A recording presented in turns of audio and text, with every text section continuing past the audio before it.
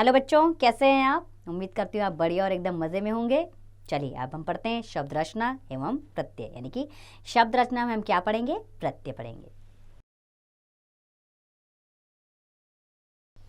शब्द है पढ़ाई, अर्थ है अध्ययन। शब्द है पढ़ने वाला, अर्थ है जो पढ़ रहा है। लुटेरा शब्द का अर्थ है लूटने वाला यानी डाकू, और लिखावट शब्द का अर्थ है लिखे हुए शब्द।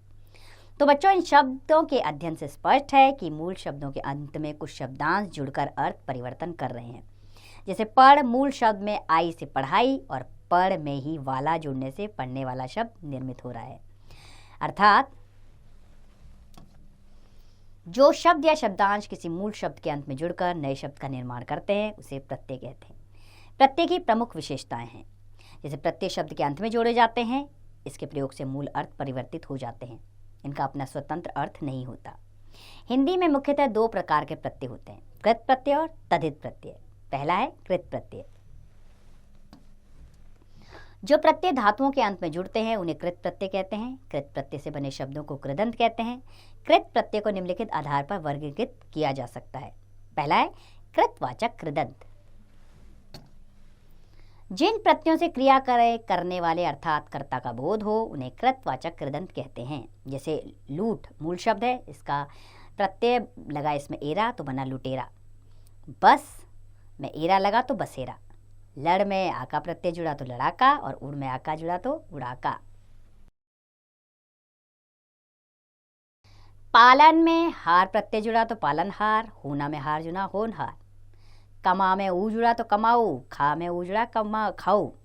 गा में वया जुड़ा तो गवैया, और खौ में जुड़ा वैया तो खवैया। लेन और देन में दार जुड़ा तो लेनदार देनदार बना।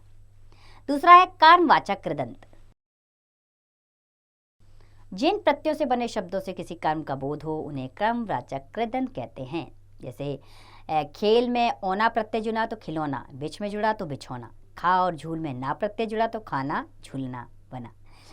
अगला है भाववाचक कृदंत।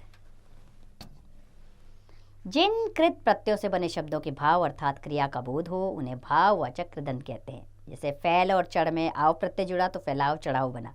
भूल छल में आवा जुड़ा तो भुलावा छलावा। लिख पढ़ में आई आया तो लिखाई पढ़ाई। बिल सज में आवट आया तो मिलावट सजावट। ऊपर करो। मिल सज में आवट आया तो मिलावट सजावट। लड़ हंस में ई आया तो लड़ी हंसी। चौथा है करणवाचक कृदंत। जिन कृत प्रत्ययों से बने शब्दों से की क्रिया के साधन यानी करण का बोध हो उन्हें करणवाचक कृदंत कहते हैं। जैसे बेल ढक में अन प्रत्यय जुड़ा तो बेलन ढक्कन बना। झूल घेर में ना जुड़ा तो झूलना घेरना बना। अगला है क्रियावाचक कृदंत। जिन प्रत्ययों से बने शब्दों से क्रिया होने का भाव प्रकट हो उन्हें क्रियावाचक कृदंत कहते हैं। जैसे खा और चाल में आऊ जुड़ा तो खाऊ चालू बना। पढ़ नींद में अन्य जुड़ा तो पढ़नीय निंदनीय। सो पी में या जुड़ा तो सोया पिया। देख चल में आ जुड़ा तो देखा चला बना। चल गा में कर जुड़ा तो चलकर और गाकर बना। दूसरा है तद्धित प्रत्यय। जो प्रत्यय संज्ञा सर्वनाम विशेषण अव्ययवादी के अंत में जुड़कर नए शब्द बनाते हैं उन्हें तद्धित प्रत्यय कहते हैं। तद्धित प्रत्यय को निम्नलिखित आधार पर वर्गीकृत किया जा सकता है। पहला है कृतवाचक तद्धित प्रत्यय। जो प्रत्यय किसी कार्य के करने वाले का बोध कराता है उसे कृतवाचक तद्धित प्रत्यय कहते हैं। जैसे कहानी पत्र में कार जुड़ा तो कहानीकार पत्रकार। लोहा सोना में आर जुड़ा तो लोहार सुनार बना। ईमान दुकान में दार जुड़ा ईमानदार दुकानदार बना। जादू काम में घर जुड़ा जादूकार। जादू काम में घर जुड़ा तो जादूगर कामगार। गाड़ी धन में वान जुड़ा गाड़ीवान धनवान। और अगला है भाववाचक तद्धित प्रत्यय। जिन प्रत्ययों के जुड़ने से शब्द भाववाचक संज्ञा बन जाते हैं उन्हें भाववाचक तद्धित प्रत्यय कहते हैं। जैसे भला बुना में आई जुड़ा भलाई बुनाई। मीठा खट्टा में आस जुड़ा मिठास खटास। अरुण लाली में ईमा जुड़ा अरुणिमा लालिमा। मनुष्य देव में त्व जुड़ा तो मनुष्यत्व देवत्व। मानव दानव में ता जुड़ा तो मानवता दानवता। और अगला है संबंधवाचक तद्धित प्रत्यय। जो प्रत्यय संबंध का बोध कराते हैं उन्हें संबंधवाचक तद्धित प्रत्यय कहते हैं। जैसे बंगाल मद्रास में ई जुड़ा तो बंगाली मद्रासी बना। चाचा मामा में एरा जुड़ा चचेरा ममेरा। धर्म अर्थ में इक जुड़ा तो धार्मिक आर्थिक बना। अगला है गुणवाचक तद्धित प्रत्यय। जिस प्रत्यय से गुण का बोध हो उसे गुणवाचक तद्धित प्रत्यय कहते हैं। जैसे भूख प्यास में आ जुड़ा, भूखा प्यासा बना।